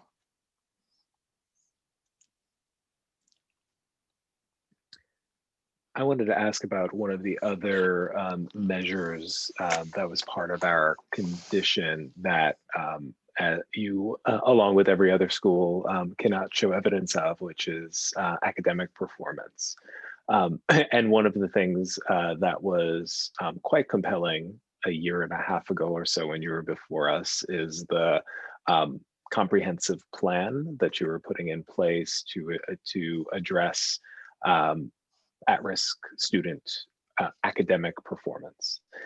So I know that we don't have any data to point to, but as you think about the markers of success in a year, last year that was abbreviated, and now this year is not exactly what any of us had planned. Anything you can say about those markers specifically for the subgroups that we're talking about, and perhaps in addition to technology provision, practices that you put in place to continue to support, again, specifically those subgroups? So I'm going to ask Diana to start off, and I can add. Yep. So Rick, you know, we're a verbal place, as you know. Our we didn't have any video tonight because that'll tell you something about that. We talk a lot, and our ELA scores have always been some of the highest in the city, even in some of the subgroups. As you know, our students with disabilities have done remarkably well in ELA. We have been concerned over the past couple of years with our math scores. And we have made significant efforts, including hiring an outside group to work with our middle school math team. And they've been working now for a year on this in order to improve our math scores across the board, but specifically for those students in the subgroups that you're referring to. So that's been an area of real focus for us. And this has been the most intense professional development that in 35 years I've seen a school and go through. So although I'm ambivalent about, not ambivalent, but I've got every mind about whether or not we want to have a standardized test this year, I would like to see how this has borne fruit in our math scores. And then just in terms of a marker of success, we have seen an increase in the enrollment of at-risk and students with disabilities in both AP and honors classes over the last time that we were with you in the high school. So that's one marker of success. Mm-hmm. And anything in particular you attribute that to, or just sort of the comprehensive reassessment that you did of how you want to support? Well, one of the things, and I'll give you a chance to dive in, Diana, but one of the points that I tried to make the last time is that you've got to look at the journey of our students over time. And sometimes students, when they first come to us, they struggle. And sometimes the students, whether it's in terms of getting acculturated and in terms of doing well academically. But if you track our students over time, and most of our at-risk students and most of our students with disabilities stay with us, so they don't leave us. They continue with us. If they come in the middle school, they continue into the high school. If they start in 9th grade, they graduate. And the longer they are with us, the better they perform. And so we have seen a consistent positive trajectory of progress. And this has continued. Yes, there are some specific things that we've done, and we revamped some of our advising, and we've talked about this at-risk support team that we've put in place that has intensified supports for students and has taken it even to another level during the pandemic. But it's a reflection of the reality that we have enjoyed over time, that students who might be suspended in 9th grade don't get suspended in years following, or students who might be struggling in 7th and 8th grade, when they get to the high school, they thrive. And so it's one of the facts of our program over time.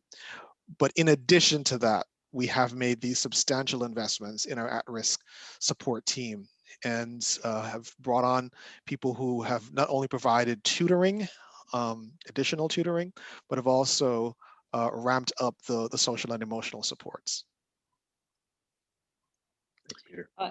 Yeah, this issue, Rick, of the honors and AP classes has been a particular issue this fall for every single constituent in our school, and we are working on it, fueled largely, by our justice team, which is a group of students who care deeply about this issue. And this is a signature issue for my successor, Jimmy Kelly, who feels very strongly about this issue as well. So we're working on it. Thank you. Thanks for sharing the journey you've all been on across the last couple of years, and really appreciative of all the work that you've done to tackle this. Thanks, Rick. I just Board want members, to that I'm not as sanguine about this charter application renewal. We talk about every time Washington Latin comes before us, we praise their very, very strong instructional model. It is a very strong instructional model. Nobody doubts that. But we also point out how few at-risk students they serve and how they are treated, how they are suspended at higher rates. There was a condition placed on the enrollment ceiling increase. They did not meet that condition. So forgive me if I'm not as cheery as others about this school. You know, you decided to open a school in Washington, D.C., where half the students meet the definition for at risk. And it is not a physics formula to figure out how not to suspend those children at the same rates as the general population, particularly when the gap in privilege between those students is, I'm sure, obvious to us on paper, and I imagine obvious to the students who are in that class. I just want to say it is the most exhausting part of my role on this board is to see schools like this that are so good on the instruction side treat the most vulnerable children in your care worse than the other children. It is exhausting to see. And it Mr. is your Bamba, role as adults, Mr. Bamba, it is your role as adults to make sure that that's not the case. Mr. Bamba, I'm going to speak very respectfully. I completely disagree with that characterization. We do not, and I would challenge you. In between now and the next time we come before this board, you are welcome to speak to our at-risk families, our alumni, those who were at risk in earlier years and have returned as teachers. We do not mistreat or differentially treat our at-risk students. You do. And let me finish, please. Let me finish, please. Please, can I finish? We do not differentially treat them or mistreat them. I would tell you that there are challenges that some of our students, when they come to us, and it tends to be in the earliest days of their tenure at our school, when students have not, necessarily understood the norms of our culture, or have not yet developed the relationships that define our community. We have strong community bonds, but sometimes it takes some students some time to develop them. And so I would tell you, and again, I have said this before, and I'm exhausted because I sometimes have to repeat the same things over and over again. And I'm not trying to be disrespectful. Please don't just misconstrue what I'm saying. But the evidence is clear. Our students, from whether they're students with disabilities, English learners, or students at risk, do not leave our care, do not drop out or transfer at significantly higher levels than any other students. In fact, we have high retention rates across the board. These students, the longer they are with us, the more likely they are to end up in AP and honors classes. They graduate at higher rates than students in other parts of the city. And not only do they graduate, but they leave us thriving so much that many of them return to our school as teachers, as counselors, and as coaches. And I think part of the problem is we look at numbers and we don't look at people behind those numbers. We don't look at the experience of those people. We don't look at the testimonies, and some of the people wrote testimonies as a part of the public record for this meeting. But we don't look at the stories of their journey, of how they have grown over time, how we've supported them over time, how their parents have thanked us for the ways in which we have supported them over time. And we don't have time today for me to catalog the many instances where we have gone above and beyond, I will tell you, compared to what you might find in other places. I can tell you stories of what Diana has done and what other people have done, where they have made a personal investment in families that we support. But again, if you're looking at a student who gets suspended in 6th grade or a student who gets suspended in 9th grade, but you're not following what happens to that student in the years that follow that suspension, or what happens to the students who might not do well on a PARCC exam the first or second year they're with us, but end up going into an AP class by the time they get to 11th and 12th grade. Those things matter. And I think that when we just paint an aggregate picture of numbers, we are missing a critical part of the story. And I know I might seem defensive to you, and it might seem as if I'm, maybe I'm being somewhat disrespectful, and that's not my intent. but I do think that it is important. It is important to get to the stories behind the numbers. I'm sorry. I'm not looking for you to speak to me in any particular way. I'm looking for you all to meet that condition. Thank you.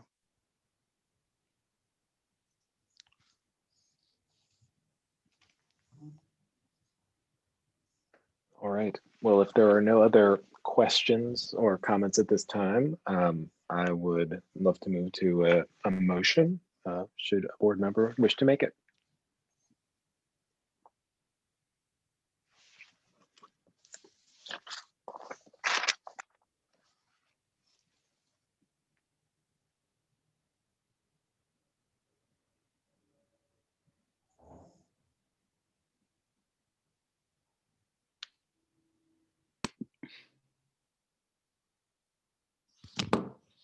I move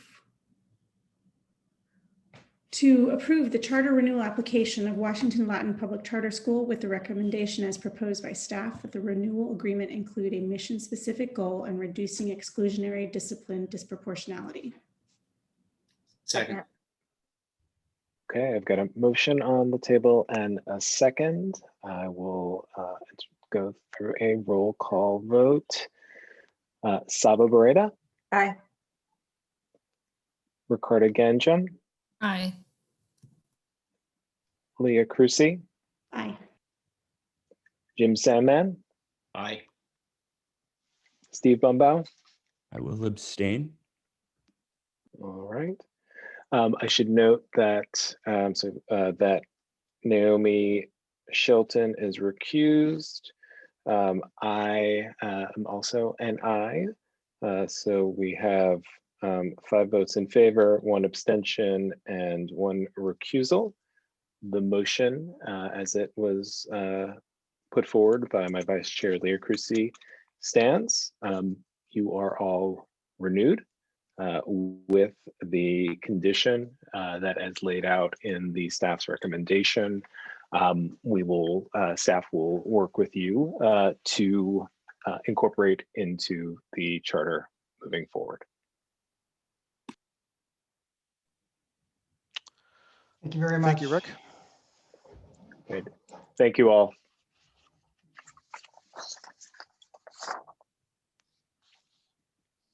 All right. Next, and we are almost done with our meeting, is our consent calendar. At this point, board members, does anyone have anything that they would like to remove from the consent calendar or state any recusals?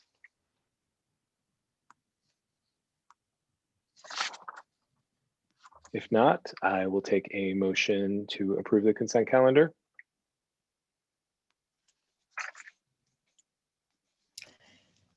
I move to approve all items on the consent calendar. All right, can I get a second? Second. All right, again, roll call vote. Saba Barreda. Aye. Ricardo Ganjam. Aye. Jim Sandman. Aye. Leah Crucy. Aye. Naomi Shelton. Aye. Steve Bumbow. Aye. And an aye from me as well. Board members, we're at the close of our meeting. Any new business that anyone would like to discuss at this point? Otherwise, I will take a motion to adjourn. I move to adjourn the January 25th, 2021 board meeting. Second. All right, motion and a second. Again, roll call votes. Steve Bumbow. Aye. Ricardo Ganjam. Aye. Leah Crucy. Aye. Jim Sandman. Aye. Saba Barreda. Aye. Naomi Shelton. Aye. All right, and it is an aye for me as well. Thank you, board members, as always, for your service. Our first board meeting of the year is now adjourned. Thanks. Have a good night. Good night, everyone.